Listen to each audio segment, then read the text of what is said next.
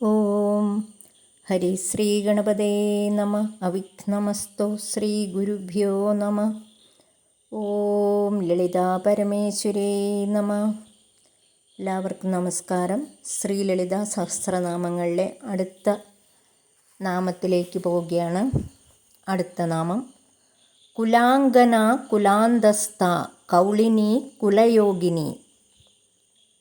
കുലാംഗന കുലീനയായിരിക്കുന്ന സ്ത്രീ, കുലാന്തസ്ഥ ശാസ്ത്രത്തിൽ സ്ഥിതി ചെയ്യുന്ന ദേവി, കൗളിനി കൗലമാർഗം ശക്തിയാരാധനയുടെ ഒരു മാർഗമാണ് കൗലമാർഗം.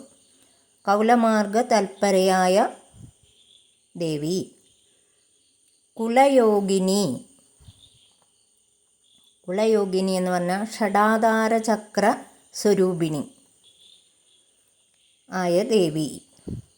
അകുല. അകുല എന്ന് പറഞ്ഞാൽ കുലമില്ലാത്ത ദേവി, എല്ലായിടത്തും ഉണ്ട് ദേവി എന്നർത്ഥം. സമയാന്തസ്ഥ സമയമാർഗത്തിൽ സ്ഥിതി ചെയ്യുന്നു. സമയാചാര തൽപര. സമയാചാര തത്പര എന്ന് പറഞ്ഞാൽ കൗലമാർഗം എന്ന് പറയും പോലെ ഒരു സമയാചാരമാർഗം, ഒരു സാധനാ സമ്പ്രദായമാണ് ഇത് രണ്ടും. ഇതിലെല്ലാം തൽപരയായ ദേവിക്ക് നമസ്കാരം. അടുത്തത് മൂലാധാരൈക നിലയ ബ്രഹ്മഗ്രന്ഥി വിഭേദിനി. 6 ചക്രങ്ങൾ നമ്മുടെ ശരീരത്തിലുണ്ടെന്നും മൂലാധാരത്തിലാണ് നമ്മുടെ അനുഭവങ്ങളും കർമ്മങ്ങളൊക്കെ ഉറങ്ങിക്കിടക്കുന്നത്. അതിനെ സ്ഥാനമാക്കിയിട്ടാണ് ദേവി ഇരിക്കുന്നത്. അടുത്തത് സ്വാധിഷ്ഠാന ചക്രമാണ്. നമ്മുടെ ഉള്ളിലുള്ള ആ ഒരു ശക്തിയെ ഉണർത്തി അത് മേലേക്ക് ഇങ്ങനെ പോകുമ്പോൾ അടുത്തത് സ്വാധിഷ്ഠാന ചക്രം. അവിടെയാണ് നമ്മുടെ ശക്തികളൊക്കെ ഉണരാൻ തുടങ്ങുന്നത്, ഓജസ്സും തേജസ്സും ഒക്കെ ഉണ്ടാവാൻ തുടങ്ങുന്നത്. അപ്പോൾ നമ്മൾ ഒരു പ്രാർത്ഥന, ഈ ലളിതാ സഹസ്രനാമം ചൊല്ലി തുടങ്ങിക്കഴിഞ്ഞാൽ നിർത്തരുത് എന്ന് പറയുന്നത് ഇത് അങ്ങനെ പോയി അതിൻ്റെ ഉയരത്തിലെത്തണം, ശക്തി ഉണർന്ന് അങ്ങനെ പോവണം. അതാണ് പറയുന്നത്.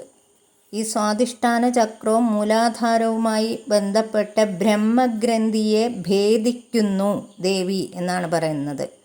അതായത് നമ്മൾ ദേവിയെ വിളിക്കുമ്പോൾ അത്രയും ഭക്തിപൂർവമാണ് ഇതിലെ 1000 നാമങ്ങൾ നമ്മൾ വിളിച്ച് ഉണർത്തുകയാണ് ദേവിയുടെ ശക്തിയെ. അതിങ്ങനെ ഉയർന്ന് പോയിക്കൊണ്ടിരിക്കും. അതാണ് പറയുന്നത്. അതിനെപ്പറ്റി പറയാൻ ഉണ്ടെങ്കിൽ ഒരുപാട് പറയാനുണ്ട്.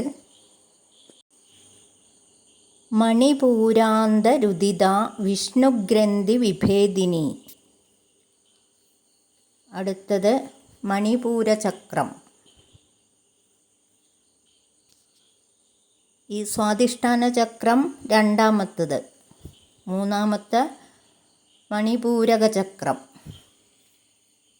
ജലത്തിൻ്റെയും രസത്തിൻ്റെയൊക്കെ സ്ഥാനമാണ് സ്വാധിഷ്ഠാന ചക്രം എന്ന് പറയുന്നത്. അടുത്തത് അഗ്നി, രൂപം, അതൊക്കെയാണ് മണിപൂരക ചക്രത്തിൽ വരുന്നത്.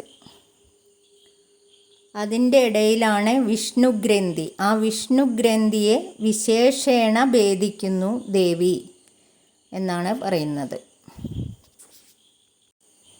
ഇതെല്ലാം പറയുന്നത് നമ്മളിൽ തന്നെയാണ് ദേവി എന്നുള്ളതാണ്.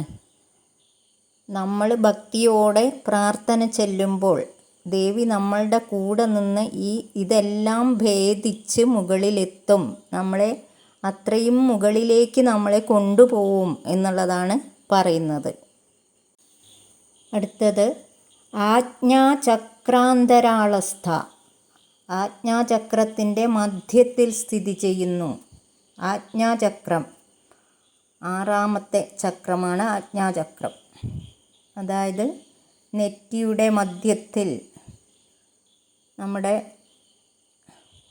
ജ്ഞാനം ബോധം, അങ്ങനെയൊക്കെയുള്ള കാര്യങ്ങളാണ് പറയുന്നത്. അവിടെ ദേവി സ്ഥിതി ചെയ്യുന്നു എന്നാണ് പറയുന്നത്. രുദ്രഗ്രന്ഥി വിഭേദിനി. ഈ മണിപൂരക ചക്രം കഴിഞ്ഞിട്ടുള്ള ചക്രമാണ് അനാഹത ചക്രം. അനാഹത ചക്രത്തോട് ബന്ധപ്പെട്ടതാണ് രുദ്രഗ്രന്ഥി വിഭേദിനി. അതും ഭേദിച്ചങ്ങനെ മുകളിലേക്ക് പോകുന്നു എന്നാണ് പറയുന്നത്. സഹസ്രാരാംബുജാരൂഢ സുധാസാരാഭിവർഷിണി. 1000 ഇതളുള്ള പത്മത്തിൽ ആരൂഢയായിരിക്കുകയാണ് ദേവി. എന്നിട്ട് അമൃതരസത്തെ കോരിച്ചൊരിയുകയാണ് ദേവി. ഇങ്ങനെയെല്ലാമുള്ള ദേവിക്ക് നമസ്കാരം എന്നാണ് പറയുന്നത്. ഇനി അടുത്ത വീഡിയോയിൽ ഓം ലളിതാ പരമേശ്വരി നമഃ.